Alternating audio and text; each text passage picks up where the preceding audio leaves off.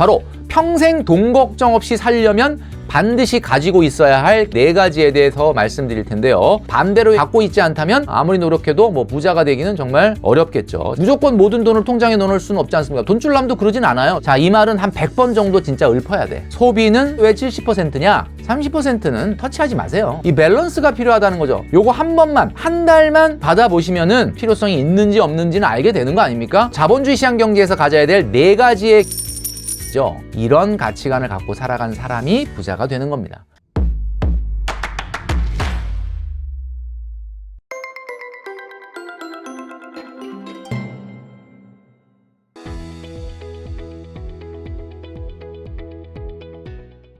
네, 혼쭐이 여러분 안녕하십니까? 돈으로 혼쭐 내는 남자 누구겠습니까? 바로 돈줄남 김경필입니다. 오늘 이 시간에는 우리 차세대죠. 자라나는 청소년 그리고 청년 세대가 꼭 알아야 하는 경제 개념 4가지에 대해서 말씀드릴 텐데요. 바로 평생 돈 걱정 없이 살려면 반드시 가지고 있어야 할 경제 개념에 대해서 말씀드릴 테니까요. 영상 끝까지 시청해 주시면 좋겠습니다.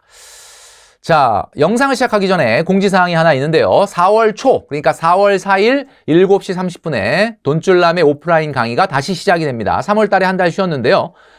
결혼은 모르겠고 내 집은 갖고 싶어. 그래서 이번 시간은 수도권의 내 집 마련 프로젝트에 관해서 말씀드리려고 합니다. 그리고 2024년도 아파트 가격 전망도 포함하고 있으니까요. 여러분들 많은 관심을 가져주시고요. CGV 명동역 시내 라이브러리에서 시작된다라는 것을 참고해 주시면 좋겠습니다. 고정 댓글로 이 신청하실 수 있는 링크가 나가 있으니까요. 관심 가져주시면 좋겠고요. 지지난달에 했었던 영상의 그 강연 모습을 지금 보여드리고 있습니다. 자, 오늘은 말이죠. 영상이 돈줄남의 고민 사연으로 영상을 하려고 합니다. 그러니까 돈줄남에게 또 이제 많은 분들이 이제 고민들을 보내주시고 계시는데 그거 중에 하나를 뽑아서 말씀드리도록 하겠습니다. 자, 제목이 말이죠. 아이들 경제교육 어떻게 시켜야 할까요? 입니다. 자, 많은 기성세대 분들이 또 고민하시는 것 중에 하나인데요.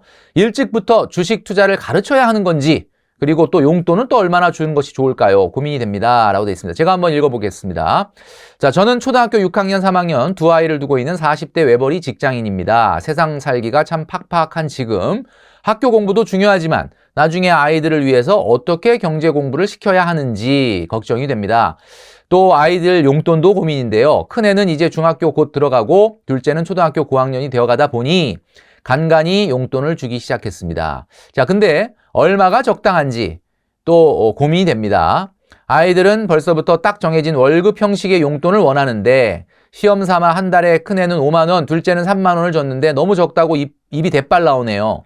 자기 친구들은 한 달에 용돈을 15만 원 받는 애들도 많다나요? 월 지급으로 주는 게 나을까요? 아니면 주급으로 주는 게 나을까요? 답을 내려주세요. 라고 고민 사연을 보내주신 겁니다. 자, 이 내용을 보면 일반 우리 청년 세대도 갖고 있는 고민이에요. 사실은 경제 개념 어떻게 가질까? 그리고 아이들을 키우는 분들도 당연히 이런 고민을 하게 될 수밖에 없습니다. 자, 제가 오늘 말씀드리고 싶은 거, 제가 계속해서 말씀드리고 있는 것 중에 하나가 바로 자본주의 시장 경제에서 가져야 될 4가지의 경제 개념이죠. 반대로 얘기하면 갖고 있지 않다면 4가지의 경제 무개념이 될 수밖에 없습니다. 경제 무개념이다 그러면 어떻게 되겠습니까? 아무리 노력해도 부자가 되기는 정말 어렵겠죠. 자, 첫 번째, 노후 준비, 안정된 노후가 되려면 어떻게 된다? 재테크에 성공해야 된다, 투자가 성공해야 된다라는 생각을 하는 거. 이게 바로 아니라 그랬죠. 제가 짝대기를 딱 거버렸는데, 재테크에 성공해야 된다. 이거 아니다라는 거죠. 결국 사회활동이 연장되고 내 소득이 성장해야만 행복한 노후 준비가 가능하다라는 겁니다. 자, 두 번째, 분산 투자. 요즘 이제 굉장히 어떻게 보면은 자산 시장이 좀 굉장히 미쳐 있기 때문에 분산 투자를 생각하시는 분들이 많은데 분산 투자는 종목을 분산하는 게 아니다라고 그랬죠. 결국은 예금과의 분산이 진정한 분산 투자다라는 말씀을 드렸습니다. 자, 그리고 세 번째는 창업을 하게 되면 창업하면 여러분들 이제 근로소득이 아닌 사업소득이 나오게 되는데 사업소득은 다 내 걸까요? 아니라 그랬죠. 사업소득은 결국 투자금을 회수하고 난 다음이 내 거다. 그러니까 투자금 회수하기 전까지는 내 거가 아니다라는 거죠. 자, 그런데 많은 분들이 그래요. 투자금 회수하고 나면 진짜 내 걸까요? 사업하시는 분들, 우리 혼쭐이 여러분들 중에서도 자영업 하시는 분들 많잖아요. 진짜 이제 나는 내가 이 투자한 거 다 회수했다. 그러니까 이제부터 벌어들이는 사업소득은 다 내 거다. 진짜입니까? 아니 2년, 3년, 4년 정도 사업을 하다 보면은 장사가 어느 정도 잘 되다가도 성숙기에 접어들고 경쟁자가 나타나면서 매출이 줄고 힘들어지는 때가 오지 않습니까? 결국은 투자금을 다 회수했다고 하더라도 내가 벌어들이는 사업소득의 30%는 내 거가 아닙니다. 뭐 부가세도 내야 되고 소득세도 내야 되고 한꺼번에 뭐 이런 것도 있겠지만 그걸 빼더라도 뭔가 사업이라는 건 계속해서 제2창업, 제3의 창업, 계속 투자가 이루어져야만이 수익을 유지할 수 있다는 게 기본입니다. 자, 그렇기 때문에 이걸 모른다면 이건 경제 무개념이죠. 자, 그리고 월급. 제가 항상 얘기하는 거죠. 월급 타면 이거 다 내 겁니까? 내 돈이다. 늘 돈줄남이 얘기하는 거 있죠. 월급은 공금입니다. 이 돈은 내 돈이 아닙니다. 결국 저축으로 내가 앞으로 일할 수 있는 시간이 줄어드는 만큼 보완을 해야 된다라는 이야기죠. 자, 이 네 가지에 대한 경제 개념을 우리 아이한테 심어준다는 건 좀 쉽지가 않죠. 뭐 자라나는 자녀한테 이 얘기를 해주기는 어려우니까. 자, 그래서 어떤 것들 지금 가지고 계시는 사연자님의 고민, 용돈 어떻게 줘야 되는지, 경제교육 어떻게 해야 되는지 뭐 이런 것에 대한 고민을 말씀해 주셨는데 많은 분들이 주식을 가르치는 거, 주식 투자를 해보도록 하는 거, 주식을 한 주라도 갖고 있게 하는 게 경제 공부라고 착각하시는데 절대 그렇지 않습니다. 왜? 지금 시장에서 벌어지고 있는 주식 투자는 투자가 아니기 때문에 여러분 아시겠지만 그것은 경제 공부가 아니다라는 이야기입니다. 먼저 가장 중요한 게 제가 지금 말씀드리는 겁니다. 부모님이 돈을 대하는 태도가 고스란히 자녀한테 어떻게 보면은 물려주게 되는 거예요. 부모님이 돈을 어떻게 대하느냐. 자, 소비는 소득에 기초한다. 자, 이 말은 한 100번 정도 진짜 읊어야 돼. 여러분, 소비는 소득에 기초한다. 자, 이 말이 무슨 말입니까? 소비를 하려면 소득에 맞는 소비를 해야 아름답다라는 이거를 몸소 실천하는 부모님을 본다? 아이들이 모를 것 같습니까? 아이들이 내가 카드 쓰는 거, 내가 장 보는 거, 내가 어떤 물건 사는 거, 쇼핑하는 거 모를 것 같죠? 다 안단 말이에요. 여러분, 소비는 소득에 기초한다라는 겁니다. 자, 제가 말씀드린 10가지 과소비에 빠지지 않고 저축을 할 수 있게 만드는 기본적인 10가지의 10계명이 있었죠. 제가 지금 말씀드리는 거지 않습니까? 만약에 이 10가지를 여러분들이 진짜 지킨다고 생각을 하면요. 이거 아이들이 모를 것 같습니까? 웬만하면 기본요금 택시는 안 타. 장거리 택시는 뭐 타야 될 땐 타야 되겠지만 그 다음에 커피는 한 잔 이상 테이크아웃 안 하려고 그러고 그 다음에 이벤트 자금도 예산을 갖고 있고 계절에 옷 사는 것도 경년제로 좀 살려고 노력하고 뭐 문화 레저비도 예산을 갖고 생활하고 그 다음에 주거 비용도 마찬가지. 여행도 연소득의 5% 이내. 차도 내 소득에 맞는 차를 타려고 노력하는 여러분들의 모습.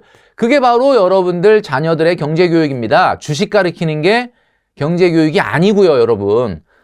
주식을 거래할 수 있다. 뭐 HTS를 쓸 수 있다. 모바일로 주식을 거래할 수 있다. 그런 거는 경제 공부가 아닙니다, 여러분. 자, 부모님이 돈을 대하는 태도. 자, 그래서 첫 번째는 만약에 지금 자녀분이 용돈 인상을 원하죠. 아까 초등학교 6학년이라고 그랬나? 근데 아까 뭐 5만 원? 글쎄요. 뭐 그 3학년은 뭐 3만 원? 뭐 이렇게 돼 있었는데 용돈 인상을 원하면 자, 첫 번째 이걸 한번 해 보시기 바랍니다. 용돈의 사용 내역을 70% 정도 작성해 보도록 시킨 다음에 인상해 주면 됩니다. 자, 많은 부모님들 잘 들으시기 바랍니다. 용돈의 사용 내역을 70%만 작성해 보도록 시켜 보십시오. 자, 5만 원 어디다 썼는지 뭐 써봐야 뭐 수십 가지는 아닐 거 아니에요. 그러니까 뭐 해봐야 뭐 4-5가지 아니겠습니까? 그걸 이렇게 정확하게 적어라. 근데 왜 70%냐? 30%는 터치하지 마세요. 얼마를 주든 간에. 10만 원 줬으면 뭐 3, 4만 원은 그냥 알아서 쓰라 그러고 야 6, 7만 원 어디다 썼냐? 요거 한 번만 한 달만 받아보시면은 딱 봤을 때 인상을 해줘야 될 필요성이 있는지 없는지는 알게 되는 거 아닙니까? 계속 친구한테 가서 뭐 떡볶이만 사주고 말이야. 이런 쓸데없는 데 썼다 그러면은 뭐 야 인상할 필요 없겠다라고 하겠지만 한 번 사면 또 한 번 친구가 사고 하는 거 아닙니까? 그러니까 이런 걸 딱 보면 뭐 충분히 인상할 만한 필요성이 있네. 그러면 이제 올려주시면 되는 거다라는 거죠. 그 대신에 이제 우리가 이제 보면은 정부 기관도 특할비라는 게 있잖아. 영수증 안 붙이고 쓸 수 있는 거. 그러니까 30%는 어디다 썼는지 물어보지 말고 이렇게 1번 용돈 사용 내역을 매달은 아니지만 가계부 같이 적어보도록 하면 아이한테 도움이 되고 인상을 해줄 건지 안 해줄 건지가 판단된다는 거죠. 자, 사용 기록을 적도록 하는 습관은 예산관리 의식을 심어준다라는 게 있죠. 그러니까 이게 제가 지금 말씀드린 게 뭐냐면 적는 습관을 해라. 뭐 솔직히 수십 가지는 아니지 않습니까? 수십 가지는 아니니까 한 10가지 이내니까 적어보도록 해라는 거죠. 자, 두 번째는 말이죠. 만약 올려줘야 한다면 어떻게 올려주느냐? 점진적으로 나눠서 올려줘야 됩니다. 자, 아빠가 봤을 때 네가 5만 원으로는 부족하다는 거 인정. 8만 원은 돼야 될 것 같다. 자, 그런데 다음 달에 바로 8만 원 올려주면 된다, 안 된다? 안 됩니다. 이 세상의 모든 보상은 말이죠. 시간이 필요합니다. 예. 자, 여러분. 그래서 한 번에 올려주지 마시고, 예를 들면 이런 거죠. 10,000원씩 3개월에 걸쳐서 올려주고, 그 다음에 계속 80,000원 줄게. 이렇게 얘기하거나, 아니면 15,000원씩 2달에 걸쳐서 올려주고, 그 다음에 80,000원 줄게. 이렇게 해야 됩니다. 자, 한 번에 올려주시면 안 돼요. 자, 세 번째는 부모가 어떻게 돈 버는지 설명해라. 자, 우리 청년 세대분 아직 결혼 안 하신 분이 혹시 영상을 보고 계신다면 여러분도 여러분이 어떻게 돈을 버는지 설명해 보십시오.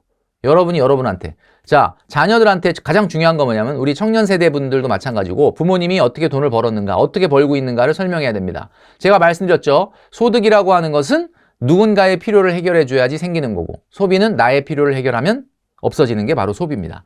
어떻게 땀 흘려서 부모님이 돈을 벌어서 너에게 용돈과 또 먹이고 입히고 너를 양육하는지에 대해서 설명해 줘야 됩니다. 그 노력과 땀에 대해서 설명해 줘야 됩니다. 이 세상에 공짜는 없다라는 의식을 심어주는 것이 가장 좋은 경제교육이죠. 그런데 말로 이 세상에 공짜가 없다 이렇게 할 것이 아니라 세상을 보고 느끼게 해줘야 되겠죠. 얼마나 어렵게 돈을 벌고 있는가에 대해서 설명해 줘야 됩니다. 그래서 쓸 때 함부로 쓰면 안 된다는 것을 자연스럽게 교육시켜야 되겠죠. 자, 네 번째는 말이죠. 돈의 상대 가치와 기회비용을 설명해야 됩니다. 이건 좀 어려워요. 이거는 여러분들이 상대 가치와 기회비용을 설명하기 쉽진 않은데 이런 거죠. 어떤 거를 선택하면 어떤 걸 포기한다는 뜻입니다. 여러분, 선택이란 다른 말로 포기를 얘기하는 거죠. 이게 바로 기회비용이잖아요. 내가 어떤 걸 선택했다는 거는 어떤 거를 포기한 겁니다. 지금 돈줄남 영상을 보고 있다는 거는 돈줄남 영상을 보는 10분이라는 여러분들의 여가 시간을 포기한 대가로 보고 있는 겁니다. 자, 그러니까 선택은 무언가를 포기하는 대가다. 그러니까 무엇을 포기하고 이것을 선택했는지를 늘 생각해야 돼요. 여러분, 어떤 물건을 선택할 때 내가 뭘 포기하고 이걸 가지려고 하는 건지를 생각하게 해야 된다. 자, 희생은 보상을 의미합니다. 희생이 있어야 보상이 되는 거죠. 자, 그러니까 경제 개념은 주식을 가리키는 게 아니라 우선순위를 정하는 연습을 시키는 겁니다. 자, 10가지가 있는데 딱 3가지만 가질 수 있다면 7가지를 포기해야 되는데 왜 3가지가 너한테 우선순위인지 설명해봐라. 이걸 설명할 수 있어야 됩니다.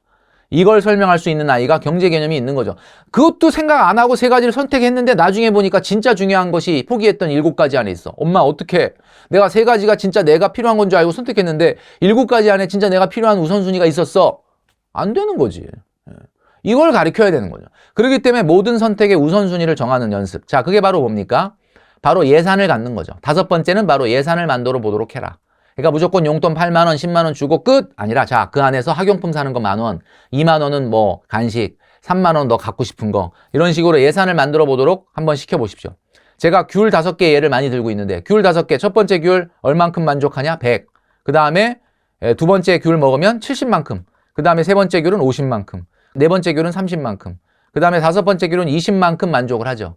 왜 똑같은 귤인데 먹을 때마다 만족이 줄죠? 자, 밑에 총 효용은 어때요? 총 만족은 늘어나죠, 당연히. 5개 먹은 사람은 270만큼 만족하고 1개 먹은 사람은 100만큼 만족하죠. 당연히 많이 먹을수록 만족의 양은 늘어나는데 제가 말씀드리는 건 뭐예요? 하나의 귤을 먹을 때마다 새롭게 늘어나는 건 계속 줄어드는 거 아닙니까? 이게 바로 우리가 그 유명한 소비할수록 총 효용은 늘어나는데 점점 한계 효용은 줄어든다. 1번, 2번, 3번, 4번, 5번 귤인데 가장 맛있는 귤은 1번 귤이죠. 이상하게도 1번 귤이 제일 맛있죠. 자, 그러니까 무슨 얘기냐? 결국 여러분 항상 같은 효용을 만들기 위해서 5개를 소비할 때 이 소비의 간격을 지금 그림처럼 보여드리는 것처럼 일정한 간격을 가지고 소비하게 되면은 항상 1번 귤과 같이 맛있게 5개를 다 먹을 수가 있는 거죠. 그게 바로 예산입니다. 여러분, 예산을 만드는 습관을 어려서부터 만들어라. 그럼 예산 안에서 쓰는 사람은 항상 1번 귤과 같은 소비를 하는 거예요. 항상 1번 귤과 같은 소비. 자, 여러분, 균형감 있는 경제관을 가져야 됩니다. 자, 아이들에게 가르치는 건 주식이 아닙니다. 주식은 투기입니다. 지금 주식시장에서 사과나무를 심는 마음으로 한 20년 후에 이 산업이 성장할 거야. 지금 꾹 참고 내가 없어도 되는 돈 정말 미래로 보낸다, 송금한다 생각하고 묻는 분이 있습니까? 주식 투자에서? 그런 분 없어요. 그냥 내가 진짜 이렇게 올랐는데 또 이만큼 오르겠지 하고 투기적인 마음으로 들어가는 거잖아. 그냥 날로 먹으려는 거잖아요. 그러니까 이런 거는 지금 그런 건 가르치면 안 된다는 거죠. 사행성이잖아요, 그거는. 그러니까 그거를 마치 주식을 가르친다고 경제를 가르치는 걸로 착각하시면 큰일 납니다. 자, 여러분, 내 통장에 있는 돈으로 돈을 꺼내서 이 오른쪽에 차를 사면 이 차가 나를 타고 다닐 수 있는 가능이 되지만 지금 아직 안 사고 있는 이 사람의 표정을 보면 이 차를 살 수 있을 정도의 돈이 지금 통장 안에 있는데 뭐 할까? 이걸로 미래에 뭐 할까 생각하고 있는 표정이거든요. 오른쪽은 가능이고 왼쪽은 가능성입니다. 가능도 필요하고 가능성도 필요하죠. 뭐 무조건 모든 돈을 통장에 넣어놓을 수는 없지 않습니까? 돈줄남도 그러진 않아요. 저도 필요한 건 사요. 근데 문제는 이 밸런스가 필요하다는 거죠. 통장에 있는 모든 돈을 꺼내갖고 내가 가지고 싶은 거에 가능으로 만들어버리면 통장에는 하나도 남지 않고 가능성이 없어지는 거 아닙니까? 균형감 있는 경제관을 가르치셔야 된다라는 이야기입니다. 그리고 아까 이 사연자분이 주급으로 줄까요? 월급으로 줄까요? 이런 말씀을 하셨는데 아이들의 성향을 봤을 때 아이들이 돈 관리가 안 되고 진짜 막 주면 그냥 다 써버리고 아직 훈련이 안 돼 있다 그러면 주급으로 주시고요. 어느 정도 시켜보니까 뭐 나름 예산 가지고 뭐 꼼꼼하게 잘 관리하면서 쓰겠더라. 그러면 그냥 월급으로 주셔도 됩니다. 그리고 올려줄 때 좀 전에 말씀드렸던 것처럼 한 방에 올려주지 마시고 그 이유를 분명히 해서 올려주셔라 라고 말씀드리고 싶습니다. 자, 부모님이 열심히 살면서 저축해온 모습을 봐왔거든요, 저는. 그러니까 제가 부모가 열심히 살면서 저축하고 정말 돈에 대해서 돈이 없었으니까 솔직히 말하면 이제 가난했으니까 안 아낄 수가 없어. 옛날에 뭐 카드가 있는 것도 아니고 뭐 그죠? 금융이 없잖아요. 금융이 없던 시대예요. 누구한테 돈 빌릴 수도 없어요. 진짜 반찬값 떨어지고 뭐 연탄값 뭐 이런 거 떨어지면 어디 가서 뭐 잠깐 돈 빌릴 수는 있겠지만 못 살아요. 안 아끼면 안 되는 시대예요. 카드가 없었거든요. 지금처럼 러시앤 캐시도 없었거든요. 그러니까 부모가 열심히 살고 저축하는 모습을 보는 것은 자녀들에게 그대로 물려주게 되는 가치관이 되는 겁니다. 여러분, 이런 자세로 살아가는 사람이 다 부자가 되는 건 아니지만 이런 가치관을 갖고 살아간 사람이 부자가 되는 겁니다. 자, 여러분, 제가 아까 말씀드렸죠? 4가지 뭐였죠? 노후 준비는 재테크 성공이 아니라 사회활동 연장이고, 분산 투자는 종목 분산이 아니고 뭐라고요? 예금하고의 분산이고, 창업해서 벌어들이는 우리 프리랜서 혼주리 여러분들, 사업소득 다 내 거다? 내 거 아니다. 투자금 회수하고 나서 투자하는 금액 빼고 나서야 내 거다. 그 다음에 월급 타면 다 내 돈 아니다. 공금이다. 자, 이 의식을 갖는 것이 바로 균형감 있는 경제관을 갖게 되는 거고 자녀분들에게 이런 것들을 가르치시는 게 좋겠다라는 거죠. 부모라서 자녀에게 무조건 경제적 지원을 한다? 그런 건 없습니다. 그래서 여러분 무조건 학비 대주고 무조건 용돈 주고 하지 마시고요. 자녀로서 그에 상응하는 책임을 도리를 다할 때 부모로서 역할을 다하겠다라는 사실을 늘 이야기해 주시는 여러분 되시기를 바라겠습니다. 자, 그래서 오늘의 돈줄 한마디. 부모로서 경제교육을 잘 시킨다라고 하는 것은 말이죠. 사행성이 높은 투자를 가장한 투기를 가리키는 것이 아니라 늘 절제와 저축으로 돈을 소중히 여기는 모습을 보여주는 것이 바로 가장 최고의 경제교육입니다.